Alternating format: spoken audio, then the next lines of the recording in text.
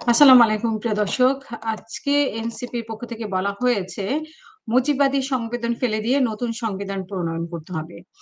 জাতীয় নাগরিক পার্টির সদস্য সচিব আক্তার হোসেন বলেছেন যে, যারা গণহত্যা সংঘটিত করেছে এবং বাংলাদেশের উপর মানবতা বিরোধী অপরাধ চাপিয়ে দিয়েছে, তাদের বিচারের আওতায় নিয়ে আসতে হবে এবং বাংলাদেশের পুরাতন যে সংবিধান, মুজিববাদী সংবিধান ফেলে দিয়ে নতুন এক সংবিধান প্রণয়ন করতে গণপরিষদ নির্বাচনের আয়োজন করতে হবে।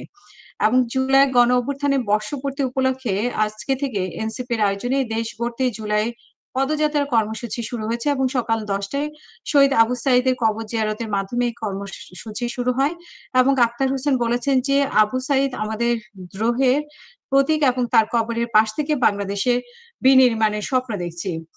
তিনি আরো বলেন যে, বিচার সংস্কার ও নতুন সংবিধানের দাবিতে দেশ গড়ায় জুলাই পদযাত্রার সূচনায় আমরা করলাম এবং শহীদ আবু সাঈদের কবর জিয়ারতের মাধ্যমে উনি শুরু করেছেন এটাই বলেছেন এবং হাজার, হাজার মানুষের আত্মত্যাগ ও রক্তদানের মধ্য দিয়ে আমরা ফেসিবাদের কবর রচনা করেছি। আক্তার হোসেন আরো বলেন যে, জুলাই বিপ্লবে যারা হামলা চালিয়েছে, মানবতা বিরোধী অপরাধ করেছে তাদের বিচার করতে হবে। একই সঙ্গে বাংলাদেশের পুরনো মুজিববাদী সংবিধান বাতিল করে গণপরিষদ নির্বাচনের মাধ্যমে নতুন সংবিধান প্রণয়ন করতে হবে। সব মিলে একটি নতুন বাংলাদেশের পুনর্গঠন করতে হবে।